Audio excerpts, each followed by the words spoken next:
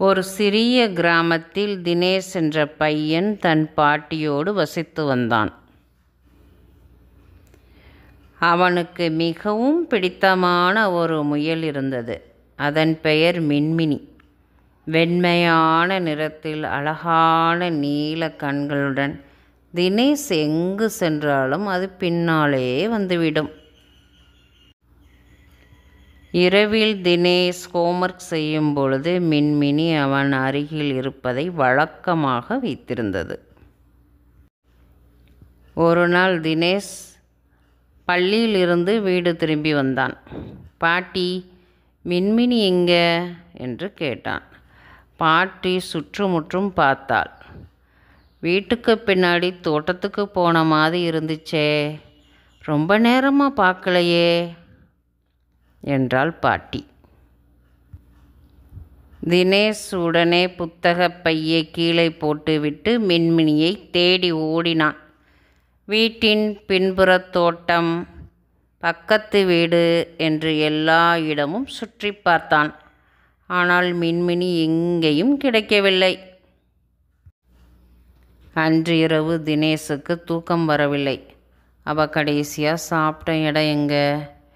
சிறிய குரல் எழுப்பும் பொழுது என்ன சொன்னது என்று நினைத்து பார்த்தான்.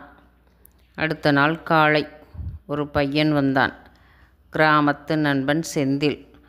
அவனிடம் தினேஷ் கதையை சொன்னதும், வாங்க நாம் போய் தேடி பார்க்கலாம் என்று இருவரும் புறப்பட்டார்கள். இருவரும் ஒரு சின்ன பையில் மின்மினிக்கு தேவையான காய்கறிகள், கொஞ்சம் தண்ணீர் எடுத்துக்கொண்டு தேடுவதற்காக தோட்டத்திற்கு சென்றார்கள். அங்கு போய் மிதமான குரலில் அழைத்தார்கள். மின்மினி, மின்மினி என்று மெதுவாக அழைத்தார்கள். ஒரு நேரத்தில் ஒரு அடர்ந்த புல்வெளியிலிருந்து ஒரு சத்தம் கேட்டது. இது மின்மினியின் குரலாச்சே. தினேஷ் ஓடி சென்று பார்த்தான். அது மின்மினியே தான். ஆனால் அது காலில் காயம்பட்டு ஒரு புதரில் சிக்கியிருந்தது. அதை பார்த்ததும் தினேஷுக்கு கண்கள் கலங்கியது. மின்மினியை மெல்ல தூக்கினான். மன்னிச்சுக்கோ மின்மினி, நான் இன்னமே உன்னைய பாதுகாப்பாக பார்த்துக்குவேன். மின்மினி மெதுவாக அவனது கன்னத்தில் முட்டி அன்பை காட்டியது. வீட்டுக்கு வந்ததும் தினேஷ் பாட்டியோடு சேர்ந்து அதன் காயங்களை சுத்தம் செய்து மருந்து போட்டனர். மின்மினி சற்று மெதுவாக மீண்டது. அந்த நாள் முதல் தினேஷ் அதன் கழுத்தில் ஒரு சிறிய மணியை கட்டிவிட்டான். அது எங்கு சென்றாலும் சத்தம் வரும்போல்.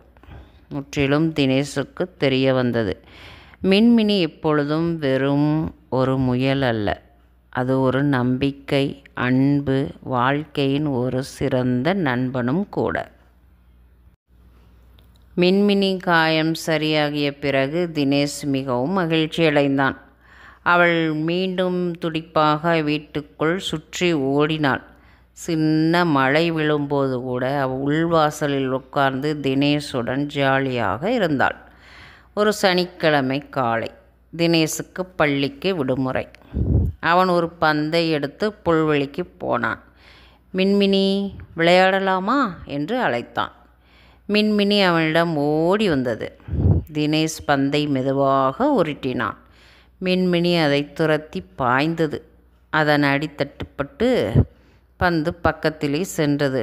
ஆஹா, என்னம்மா, வேறு பக்கம் தள்ளிட்டியா என்று தினேஷ் சிரித்தான். பிறகு அவன் ஒரு சின்ன குச்சியை எடுத்து அது தரையில் உருட்டினான். மின்மினி அதை பிடிக்க முயன்றது. ஒரே நேரத்தில் இருவரும் மண்ணில் சாய்ந்து சிரித்தனர். மின்மினி தினேஷின் நெற்றியில் முட்டி அன்பை காட்டியது. அப்போது அருகே ஒரு பட்டாம்பூச்சி பறந்தது. மின்மினி அதை பார்த்தவுடன் துள்ளி பாய்ந்தது. தினேஷ் சொன்னான், அதை விட்டு விடு மின்மினி, அதுவும் நம் நண்பன்தான். மின்மினி சற்று பின்வாங்கி அமர்ந்தது. தினேஷ் அவளை தூக்கி தனது மார்பில் வைக்க அது நிதானமாக அங்கே படுத்தது. மாலை நேரம் வரை இருவரும் மரக்கிளையில் தாவி பூமியில் ஓடி ஓயாமல் விளையாடினர்.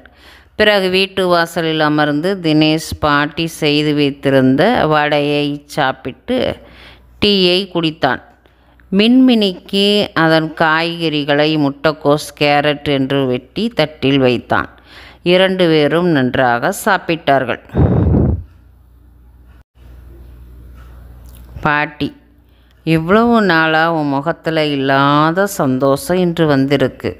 தினேஷ் சிரித்தவாறு: மின்மினி இல்லாமல் இருக்க முடியாது பாட்டி. இது எனக்கு ஒரு தம்பி மாதிரி. அன்று இரவு மின்மினி தினேஷின் அருகே கிடந்தபடி தூங்கினது.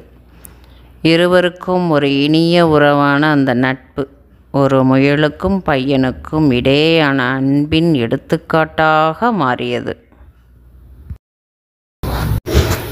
ஃபர்ஸ்ட் டைமாக எங்கள் சேனலுக்கு வந்தவங்க சப்ஸ்கிரைப் பண்ணி சப்போர்ட் பண்ணுங்கள். நிறைய பேர் சப்ஸ்கிரைப் பண்ணாமலே பார்க்குறீங்க. சப்ஸ்கிரைப் பண்ணுங்கள், லைக் பண்ணுங்கள், உங்கள் ஃப்ரெண்ட்ஸோட ஷேர் பண்ணுங்கள். Keep supporting friends.